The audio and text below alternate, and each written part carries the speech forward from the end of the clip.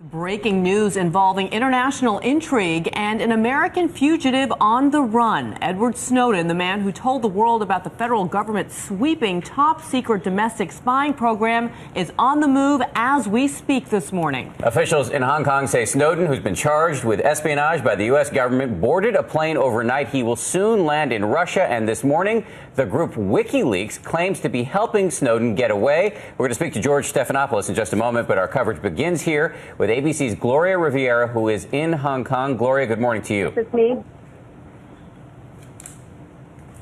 Good morning, Dan. It's been a stunning turn of events here today. Edward Snowden, the man wanted on charges of espionage, suddenly out of the country, managing to board a flight from Hong Kong to, we believe, Russia. It was just after 4 p.m. today when Hong Kong's government... All right, we lost Gloria there, but let me just pick up where she left off, that shortly after 4 o'clock today, the government in Hong Kong released a statement saying that Snowden had left, quote unquote, of his own accord in what must really be a blow to the U.S. government. Hong Kong said that the U.S. failed to provide, quote unquote, sufficient information under their extradition agreement, meaning there was no way to arrest him, according to the Hong Kong authorities, and, quote, no legal basis to restrict Mr. Snowden from leaving Hong Kong. Reports are he boarded an Aeroflot flight to Moscow, due to land in a few hours.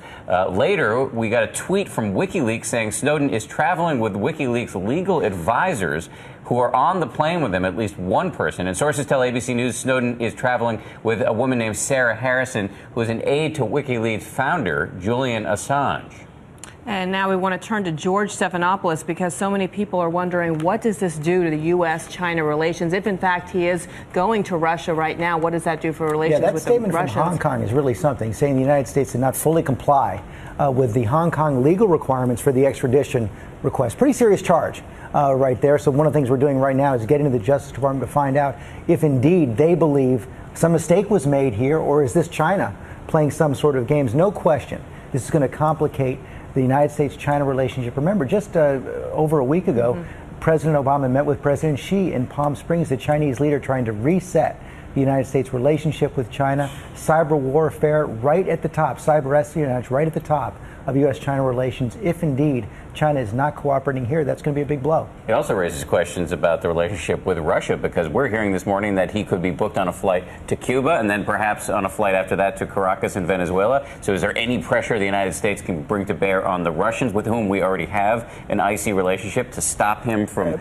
carrying out this itinerary? We're running this down right now, but apparently, though, there's nothing the United States can do as long as Snowden remains in that airport. If he lands in Moscow in transit to Cuba, apparently he's booked on a 2 p.m. flight tomorrow to Cuba, and some reports that he would then go on, as you said, to Venezuela. If he stays in the airport, there's nothing legally the United States can do. And what perfect timing for you. You'll be sitting down for an exclusive interview with the head of the NSA, General Alexander, this morning. And so many questions. People are wondering, how was this man able to outmaneuver the U.S., the top spy agency in the world, not once, but now twice, if we can't even locate him? That is the big question. He was accessing all of this information from Booz Allen in Hawaii, and the alarm bells didn't go off in a way that he could be stopped before he slipped out of the country into Hong Kong and now on his way to Moscow. Big questions. General Alexander, the head of the NSA, has never given a Sunday interview. No head of the NSA has ever given. It couldn't happen at a more important time. Absolutely, George. Thank you very much. And as George said, he's got a big,